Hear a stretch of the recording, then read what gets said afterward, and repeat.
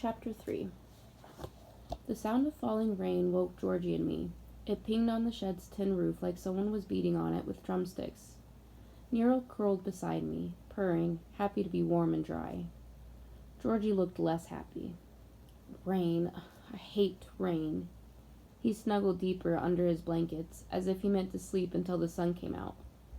I wish we had a new book to read. I looked at the pile of old books we'd borrowed from Miss Lillian. How about Clematis? We haven't read that for a long time. I said a new book. I'm sick of those old ones, especially that one. It's a silly girly girl story. Georgie pulled the blankets over his head. Besides, I hate sappy endings. I yanked the covers back and laughed at his scowling face. Tonight we'll borrow a book from Lisa, I promised. She has a whole shelf full of them. Surely she won't miss one or two. I want a story right now, Georgie mumbled. Tell me the one about us. But it always makes you cry. Tell it anyway. I sighed and stretched out on my back beside him. Once there was a little boy named Georgie, I began. He had a big sister named Diana. They lived in a little house on a big farm with their mother and father. It wasn't their farm. It belonged to Mr. and Mrs. Willis. But Georgie and Diana could play anywhere they wanted, inside and outside. Upstairs and downstairs, Georgie added. Diana and Georgie were so happy. Most of the time, I said. All of the time, Georgie insisted. They rode bicycles, their very own bicycles, and they had lots of books to read. They had warm beds and food, delicious food. Ice cream, candy, cake, and cookies, all they could eat. Lulled by the rain into a dreamy state like Georgie's, I said, Devil's food cake was their favorite, and chocolate chip cookies still warm from the oven, all gooey and sweet. Mother read to them every night, and Daddy took them fishing in the pond. And Diana played the piano every single day. Georgie snuggled closer. Those were the best times ever. Except for Miss Lillian. I was sorry the moment the old woman's name popped out of my mouth. It hung in the air for a long moment, a dark cloud over our heads, a curse nothing could dispel. Georgie drew away from me and covered his ears. Stop, Diana, don't tell the bad part. But you said... I've changed my mind. Throwing his covers back, Georgie got to his feet and dashed out into the rain. Georgie! I ran to the shed's door and peered after him, but he was already out of sight. Come back, I called. You'll get soaked. There was no answer, just the sound of the rain and the wind stripping the trees, filling the air with ragged yellow leaves. Georgie! I called again. Still no answer. He'd probably stay away all day, holed up in one of his secret hideouts. I stepped back from the sheets of water pouring off the roof. If I hadn't mentioned to Miss Lillian, my brother and I would still be telling tales about the old days, amusing ourselves while the rain fell and the wind blew. Now Georgie was gone and I was alone. To keep myself from thinking about the bad part, I rummaged through our pile of moldering belongings until I found Clematis. I made a snug nest of blankets for myself, not nearly as cozy as Lisa's soft, clean bed, and opened the book. Just inside the front cover, spidery handwriting proclaimed, This book belongs to me, Lillian Willis. Well, not anymore, I thought. It's mine now. As the wind murmured through the cracks in the shed's walls, I could almost hear my mother's voice reading to me the way she once did. It would be lovely to cuddle up beside her while Georgie sat nearby, building block towers and pretending not to listen. We'd have hot chocolate by the fire and slabs of Devil's food cake. So warm, so cozy, rain falling outside, firelight glowing inside. Drowsy-eyed, I let the book drop to my side. Snuggling deeper under the covers, I drifted into dreams of happy days with Mother and Daddy. I slept most of the day, but Georgie didn't come back till after dark. Nero heard him before I did. He leapt from his place beside me. His ears pricked up and ran to the door to welcome my brother. Where have you been? I asked him. Georgie flopped down on his pile of blankets, shaking off water like a dog. You should have come with me. I went to the trailer and Did you see Lisa? I saw her and her father. He paused a second. And the police. Mr. Morrison, that's their last name. I heard the police say it. Called them about the bike. One cop said kids from town probably stole it, but the other said strange things happen here. He told them how none of the caretakers stay long, how some of them spread stories about ghosts and other weird stuff. Ooh, I moaned in a ghostly voice. We laughed, knowing exactly who was to blame for the caretaker's abrupt departures. What did Lisa's father say? I asked. He just laughed, but Lisa told the police she's sure people are hiding in the woods. She feels them watching her. The policeman said they were the same kids who stole the bike. He thinks they live in those houses across the highway. Was Lisa scared? Georgie shook his head. She seemed more mad than anything. If you ask me, she's kind of spoiled. You know, only child and all that. I bet she always gets her own way. I picked up Nero and rubbed his head with my chin. The cat purred, but I frowned. What did Georgie know about Lisa? He was a boy, after all. He didn't know anything about girls. Lisa was nice, I could tell. She'd be a good friend. If only. If only, if only, if only. The policeman warned Lisa to stay close to the trailer and not go to Miss Lillian's house, Georgie went on. If Lisa and her father see anything suspicious, he wants them to call right away. I lay on my back with Nero on my chest, purring so loudly I could feel his whole body vibrating. I'm glad Mr. Morrison doesn't believe in ghosts, I said. It would be awful if he quit.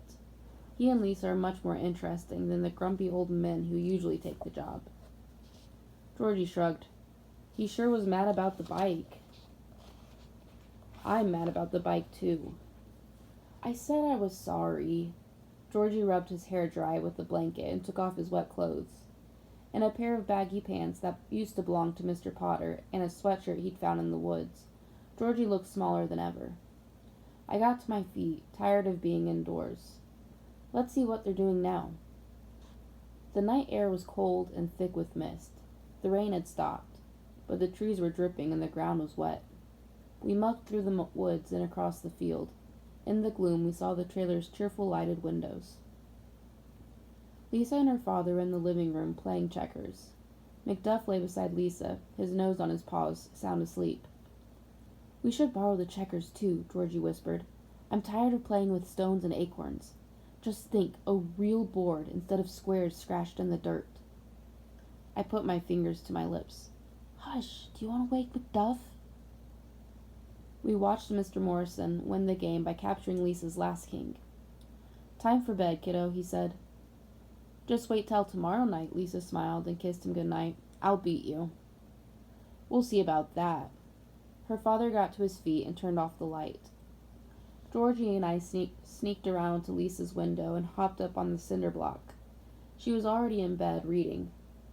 I squinted hard at the title. Lassie Come Home, one of my favorites. I longed to read it again. I'd begged Daddy to let me have a collie just like Lassie, a dog who would love me best of all and be loyal and true. But he said no. Miss Lillian wouldn't allow a dog on her property. It might frighten her cats. Georgie made a slight noise, and Lisa looked straight at the window. We ducked down. Be still, I whispered. She almost saw us. The next time I raised my head, Lisa was reading again. Finally, she yawned, closed the book, and laid it on the table beside her bed. When she turned off her light, Georgie nudged me. Should I sneak in and get the book now? I shook my head. Give her time to fall sound asleep. Let's see what her father's doing, Georgie suggested. His light's still on. We crept to the other side of the trailer. Where's Macduff? I whispered to Georgie. He climbed up on the cinder block ahead of me. In here, he whispered. Sure enough, there was Macduff, curled up in a dog nest as cozy as Lisa's bed.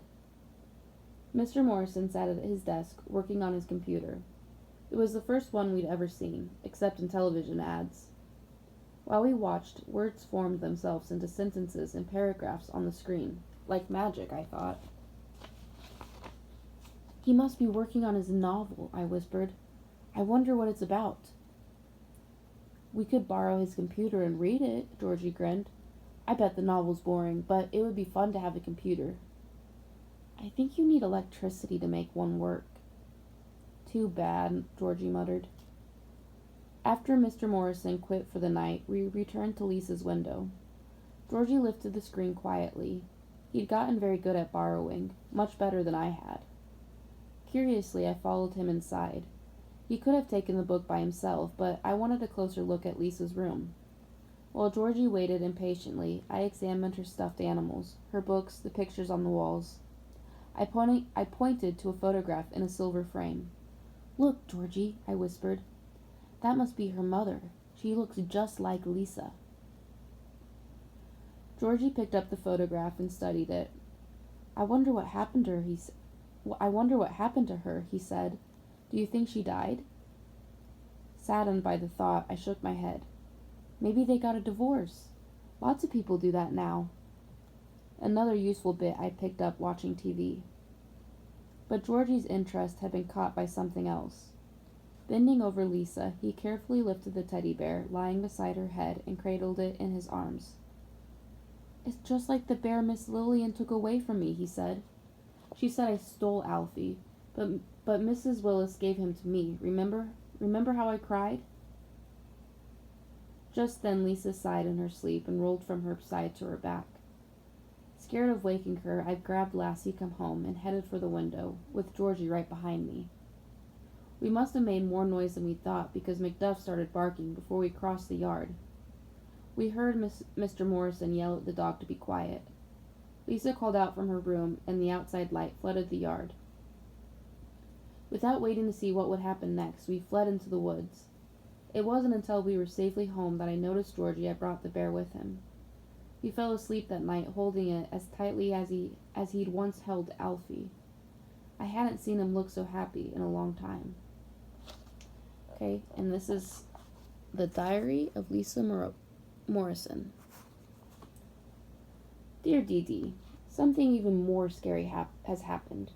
While I was asleep last night, someone came in my room and stole Tedward and Lassie come home. Dad says I must be mistaken. I just forgot where I put them. But I know Tedward was on my pillow. I sleep with him every night. My book was on the table beside my bed. When I woke up, they were both gone. I bet the same kids who stole my bike took my bear and my book. They have a lot of nerve to come into my room while I'm sleeping. They could have murdered me. How can I ever sleep in my bed again? I'll have to keep Macduff in my room to protect me. Oh, Dee Dee, I don't know what I'll do without Tedward. He's my most special toy, my favorite, the one I love best of all. My mother gave him to me when I was 5 years old, not long before she died. I've slept with him ever since. Now he's been kidnapped and I want him back. What do those kids want with a little brown bear? I love him so much. Dad says Tedward in my book will turn up, but I doubt it. I wonder what they'll steal next. I hope they take something that belongs to him. His computer, maybe. Then he'll know how it feels. If only Dad would fix the lock on my window. But oh no, he's too busy working on his book to do anything like that. He won't even help me search for those kids. He says they're long gone, but he called the police and reported it just the same. If they dare to come back, I'll sick Macduff on them. He'll give them a bite they won't forget. Dee Dee, I wish you were real and could write back to me and tell me what you think. I feel like I'm talking to myself, going on and on, writing letters nobody will ever read. Well, that's all for now. I guess I'll take Macduff for a walk and keep my eyes peeled, as people say, which is a very weird expression when you think about it. Eyes peeled like grapes. Ew. See you later. Your friend Lisa.